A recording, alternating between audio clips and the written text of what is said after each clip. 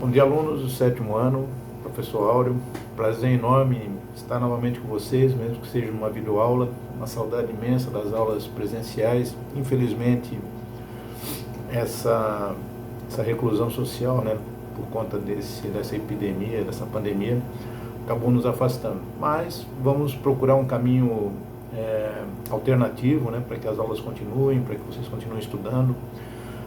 A ideia central dessa aula, ela tem que ter por volta de 15 minutos, né? Então eu pensei em fazer uma espécie de resumo, alguns pontos importantes do capítulo 3 que vocês já deram conta de estudar, falta apenas a correção, e uma que são as monarquias nacionais, né? E uma introdução ao capítulo 4, que é o humanismo, o renascimento e a reforma protestante. Eu fiz algumas anotações para ter um roteiro, os pontos principais para poder explicar para vocês. A ideia em si é que vocês tenham primeiro um roteiro de estudo e que usem da maneira mais inteligente possível, com parcimônia, o material de apoio que está no Unimestre. O material de apoio tem dois ícones, né, que é o arquivo, que vão textos, né, introdução de capítulo, gabarito das questões de atividades, e também o ícone link, né? Links são vídeos, né, que eu vou mandar. Inclusive, essa aula vai estar no link, né? Vocês vão abrir e vão assisti-la. A ideia então é que vocês usem esse material de apoio numa sequência. Por exemplo, o capítulo 2 já está pronto, vocês já fizeram uma parte na sala e uma parte como tarefa, e a gente deu conta já na época que a aula estava funcionando, a aula presencial. Então o capítulo 2 eu sugiro que vocês peguem o gabarito que já está disponível lá e façam a correção dele. O que acertou, legal, parabéns. O que errou, façam a correção, corrijam os simulados, o exercício agora que você que é escrito, né, que é um dos mais importantes.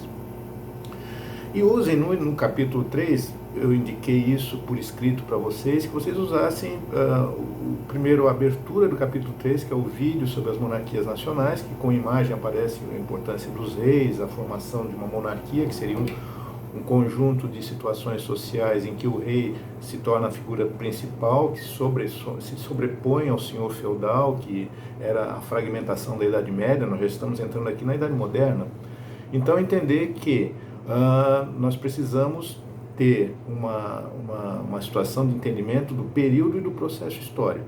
No caso do capítulo 3, as monarquias nacionais, elas vão se formar já numa transição da Idade Média para a Idade Moderna. Esse é o período, né, que nós temos que entender. O processo é o fim da feudalização da Europa, né, dos senhores feudais tendo os seus reinos, as suas leis, seus pesos e suas medidas, para um processo mais moderno, em que todos esses feudos, esses senhores feudais, vão se unificar na figura de um rei, formando o que se chama de um futuro território que vai formar os países que nós conhecemos hoje na Europa. Então é um processo de formação. A França, a Inglaterra, a Alemanha, que hoje nós conhecemos como país, eram territórios que tinham vários feudos, vários reinos, né, que estavam aglutinados, embora falando o mesmo idioma, tendo costumes parecidos, mas estavam aglutinados, cada um dentro do seu território. Isso foi sendo unificado. Esse é o processo das monarquias nacionais. Destacando o processo do estímulo do comércio através das cruzadas, que nós já vimos em sala de aula, né? A centralização do poder real seria o que? A perda do poder dos senhores feudais, né, que era um poder fragmentado dentro da Europa, para esses senhores feudais começarem a seguir as regras de um rei, de um monarca, que tem nas suas mãos o poder centralizado, através de um exército, através da unificação de pesos e medidas, é o que aparece no capítulo. Então é como se nós estivéssemos sobrevoando o capítulo 3 rapidamente. Não é um capítulo difícil de entender. Nós vamos ter algumas situações do renascimento do direito romano dentro desse capítulo, que é muito importante. O que seria o renascimento do direito romano? Muito simples. Enquanto o feudalismo, cada senhor feudal dentro do seu território tinha as suas leis, o seu exército, no momento em que a monarquia nacional começa a centralizar esse poder, tirando do senhor feudal essa fragmentação e colocando na mão de um rei, o direito romano é buscado novamente na antiguidade clássica, greco-romana, que nós já estudamos no sexto ano, para organizar os direitos e deveres, né? Para organizar a vida em sociedade. Então, o direito romano vai ser buscado para trazer um certo entendimento de que as regras são iguais para todos, dentro daquele conjunto de uma monarquia. É isso que vai aparecer. Também vai aparecer nesse capítulo uma união muito estável e muito produtiva entre os reis e a burguesia, que é uma nova classe que está surgindo, uma classe de comerciantes bem-sucedidos, que vai, de certa forma, financiar as ações dessa monarquia nacional, as ações de mercantilismo, de abertura de mercado, de contato com outros povos. Então é uma Europa que está se transformando numa Europa agrícola, campesina, para uma Europa comercial, uma Europa já pensando num processo de avanço científico nas suas relações sociais e também econômicas. Esse capítulo vai trazer isso. Também vai aparecer, eu fiz aqui umas observações, né? A origem do poder centralizado e a origem das primeiras monarquias nacionais. As primeiras monarquias nacionais vão se originar na França e na Inglaterra, que são os futuros países, né? A gente fala em monarquia porque ainda é um reino, né? Não é um país como tal nós conhecemos hoje.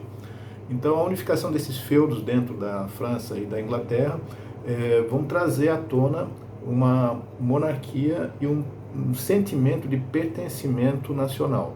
É como se várias regiões dentro da França e da Inglaterra, que tinham hábitos e costumes parecidos, mas se consideravam separadas umas das outras, começassem a se entender como sendo parte de um todo.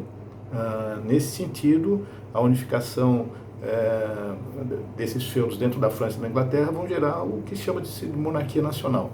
Também vai haver a unificação da Espanha, né, através da Igreja Católica, que tem um texto dentro do capítulo 3 que mostra bem isso, né? A Península Ibérica, onde fica hoje França e Portugal, ficaram por 8 séculos, né, de 711 depois de Cristo até 1492, sob o domínio dos mouros, né, dos árabes. Então, um período de 800 anos, um período bastante longo, em que houve a guerra chamada de Reconquista, ou seja, à medida que os espanhóis, né, os reinos de Castela e Aragão, foram reconquistando seus territórios perdidos para os árabes, a Espanha foi se formando enquanto um reino único, assim como Portugal, embora num território menor.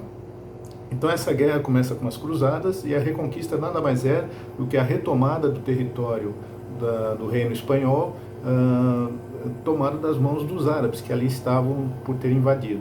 Essa invasão foi positiva por um momento, foi negativa por outro, mas o conhecimento de matemática, astronomia, navegação dos árabes foram repassados para os europeus e fizeram com que a Europa entrasse na Idade Moderna. Então teve um lado positivo também. Nesse sentido, vale lembrar também a participação da Igreja Católica, né? Tanto Portugal quanto Espanha, esses reinos, eles eram eminentemente ligados à Igreja Católica, uma herança já da Idade Média. Então, nesse sentido aqui vai surgir, aparece no texto de vocês, o Tribunal de Inquisição, né? Que seria o período em que a Igreja Católica vai estar ligada politicamente aos reis, né, e vai impor a religião para todas as pessoas que estão dentro daquele território. Então a Inquisição nada mais é do que um tribunal eclesiástico que julga pessoas consideradas hereges, né? São pessoas que não comungam com as práticas da Igreja Católica ou têm, na visão científica, uma visão contrária à visão teocêntrica da Igreja. Então, nesse sentido aqui está nascendo já o humanismo, né? Que seria assim uma rivalidade entre o teocentrismo, Deus como centro de tudo, e o antropocentrismo, que vai adentrar já no capítulo 4, que é o humanismo e renascimento, né? Que seria o antropocentrismo, o homem como centro da sua própria mudança. Ou seja, eu mudo a sociedade enquanto ser humano. Eu não posso esperar que Deus traga essa mudança, porque no caso do teocentrismo há um conformismo, né? Se você é um camponês, você vai passar essa situação para o seu filho. Se você é um rei, vai passar para a sua família. Então, isso é o teocentrismo, é o conformismo em relação à situação social. O antropocentrismo muda, aí vamos entrar já no capítulo 4. O antropocentrismo diz assim: o homem é fruto da sua própria mudança. Ele vai mudar a sociedade e ele tem o direito de mudar a sua vida também. Ele não precisa ser exatamente um camponês, ele pode ser um comerciante Um comerciante pode ser um camponês. Então essa mudança do teocentrismo, que é Deus como centro, para o antropocentrismo, vai entrar diretamente no capítulo 4, que é o capítulo que eu vou ver rapidamente com vocês, né? Que é o momento de mudanças na Europa. Ele vai começar ali pelo século XIV, 1370, 1380, e vai se expandir até o século XVI, já entrando na própria história do Brasil, né, que vai surgir aí para a história da Europa no final do século XIV e início do século XV, né, no século XVI, no caso, 1500. Então, nesse caso aqui, a Europa passa por transformações políticas, novidades tecnológicas aprendidas com os chineses, com os árabes, aqueles contatos das cruzadas. O humanismo, na realidade, é uma mudança no sistema educacional. As universidades deixam de ser católicas para serem laicas. O que é uma universidade laica? É aquela que não tem na religião, no teocentrismo, as suas principais matérias. Então, uma universidade laica é independente da igreja. Ou seja, você vai ter cursos ligados à matemática, filosofia, recuperação do conhecimento greco-romano da antiguidade. Então essas novidades da universidade vão acabar migrando para o campo da ciência e das artes. Isso, na realidade, é o humanismo, né? O humanismo é o homem começando a pensar sobre o seu próprio mundo. Nesse ínterim aí vai acontecer a peste negra, vai acontecer o questionamento da ciência da igreja, que não dá conta de uma epidemia que matou 25 milhões de pessoas na Europa, trazendo para os nossos dias exatamente essa analogia pode ser feita, ou seja, hoje nós temos que confiar na ciência e não no arcaico, né, no conservador. A ciência está explicando por que nós estamos agora em casa, né, meio que reclusos, por conta de uma epidemia. Na época ficou tudo exposto, né, e a ciência não estava avançada. Vejam, um terço da Europa acabou sendo dizimada, ali por volta de 1380, 1390. Essas novidades científicas vão separar política de religião. A partir desse momento, a religião vai começar a se distanciar das decisões políticas. As decisões políticas vão estar ligadas mais ao campo da ciência e das artes, né? A própria perspectiva que vai aparecer nesse capítulo, que é a profundidade nas obras de arte, vai dar uma nova visão à arte que está usando a matemática. A perspectiva nada mais é do que isso, o volume, né? Que são as 3 dimensões que a gente pode perceber, que está bem explicado na apostila de vocês. É o que vai aparecer nessa separação entre política e religião, do capítulo 4, que seria o humanismo.